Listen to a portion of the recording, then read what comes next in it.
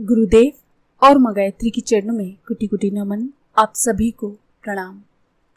गायत्री मंत्र को गुरु मंत्र कहा गया है। उसकी सफलता के लिए शास्त्रों में समर्थ गुरु से दीक्षा लेने की आवश्यकता पर जोर दिया है और कहा गया है कि इसका प्रावधान ना हो सकने पर सफलता संदिग्ध बनी रहेगी।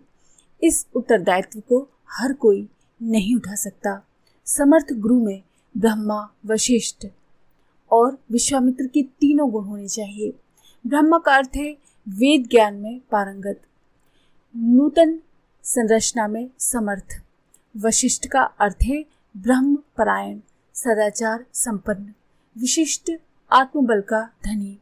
विश्वामित्र का अर्थ है परम तपस्वी, विश्व कल्याण के लिए क्रियाकलापों में निरंतर संलग्न रहने वाला। इन तीनों गुणों से संपन्न गुरु को ही गायत्री मंत्र की गुरु दीक्षा देने और अनुष्ठान कर्ताओं का मार्गदर्शन, संरक्षण, परिमार्जन कर सकने के लिए समर्थ अधिकारी माना गया है। ऐसे सद्गुरु का सहयोग, सानिध्य जिसे मिल सके, समझना चाहिए उसकी साधना का समुचित सत्परिणाम उत्पन्न होकर रहेगा। गायत्री की उच्च स्तरीय या अन्यान्य अध्यात्म साधनाओं में भी साधना मार्ग के अवरोधों, विक्षेपों एवं कुसंस्कारों के निवारण में गुरु का असाधारण योगदान होता है।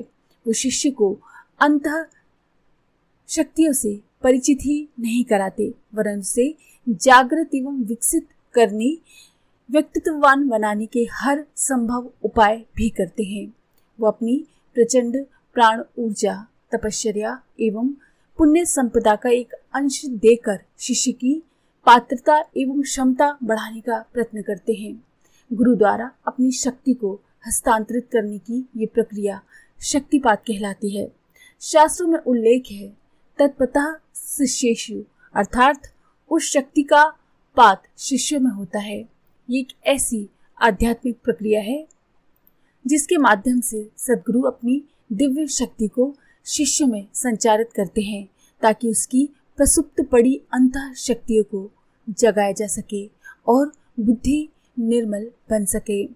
गुण, कर्म, स्वभाव एवं चिंतन, चरित्र व्यवहार में पवित्रता, प्रखरता का समावेश हो सके।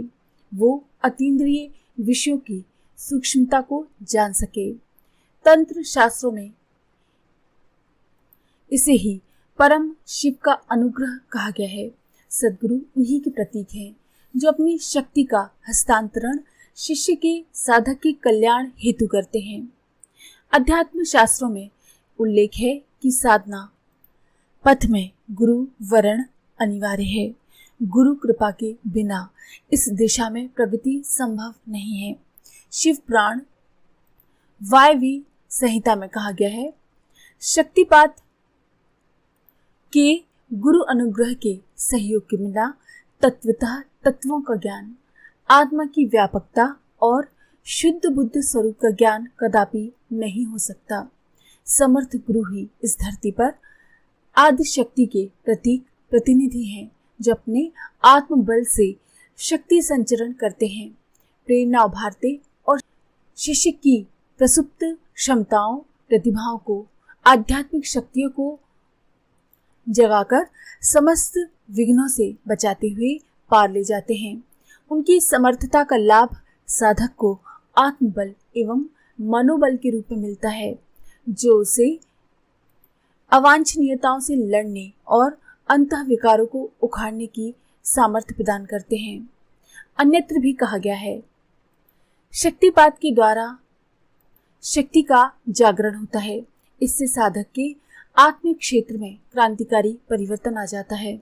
उसमें परमार्थ, परायणता का, भगवत भक्ति का, आत्मबल का विकास होता है। गुरु का ये अनुदान साधक अपनी आंतरिक श्रद्धा के रूप में उठाता है। जिस शिष्य में श्रद्धा समर्पण की जितनी अधिक गहनता तथा आदर्शों एवं सिद्धांतों के प्रति निष्ठा होगी, वो गुरु के अनुदानों से उतना ही अधिक लाभान्वित होगा। प्रत्येक साधक अपनी श्रद्धा पूंजी के अनुरूप ही उसे प्राप्त करता है और अंतः शक्तियों को विकसित करता हुआ व्यक्तित्व संपन्न बनता है। शक्तिपात का यही दर्शन है। ये एक समय साध्य एवं साधन साध्य प्रक्रिया है जो अपनी श्रद्धा साधना द्वारा साधक गुरु से प्राप्त करता है। ये कोई आकस्मिक क्रिया नहीं है जिसके द्वारा तत्काल चमत्कारी शक्तियां प्राप्त की जाती हैं, वरन एक लंबे समय तक चलने वाली साधना पद्धति है जिसके अवलंबन से शिष्य अपनी दुष्प्रवृत्तियों, कषाय कल्मशों एवं कुसंस्कारों से पीछा छुड़ाता तथा आत्मिक प्रगति करता है। सद्गुरु का शक्तिपात इसी रूप में होता है। मुंडोपनिषद में उल्लेख है कि जो श्रद्धा सिक्त हो, शांत चरित्र हो, तप तितिक्षा एवं साधना निष्ठ हो, कर्तव्य परायण हो, ऐसा शिष्य ही अविनाशी आत्मा को जान और गुरु कृपा का लाभ उठा सकता है। जिसमें ये गुण नहीं, उस ऊसर भूमि में किसी भी गुरु का बोया गया ज्ञान बीज नहीं जम सकता। गुरु के एक पक्षीय प्रयत्न से भी काम नहीं चल सकता। दोनों ही पक्षों की श्रेष्ठता से गुरु शिष्य संयोग का सच्चा लाभ मिलता है। संत तुकाराम ने अपने एक अभंग में कहा है कि गुरु के बिना मार्ग प्राप्त नहीं हो सकता, अतः सर्वप्रथम उनके चरणार विंदों को स्पर्श करो। वो शरणागत वत्सल शिष्य को अपनी तरह ही बना लेंगे, इसमें कोई भी संशय नहीं। इस तथ्य को स्पष्ट करते हुए संत ज्ञानेश्वर ने ज्ञानेश्वरी गीता में बताया है कि कृष्ण के शक्तिपात से किस तरह अर्जुन को आत्मानुभूति हुई। इसका वर्णन करते हुए वे कहते हैं, तब भगवान ने अर्जुन को दायां हाथ फैलाकर अपने हृदय से लगा लिया। दोनों हृदय एक हो गए। जो कुछ एक में था वो दूसरे में डाल दिया। द्वैत भी बना रहा, परंतु अर्जुन को भगवान ने अपने जैसा बना लिया। सच्चे समर्पण में गुरु कृपा का यही विशेष लाभ है। राम को गुरु वशिष्ठ से जब ये प्रसाद प्राप्त हुआ तो उन्हें भौतिक जगत से वैराग्य हो गया।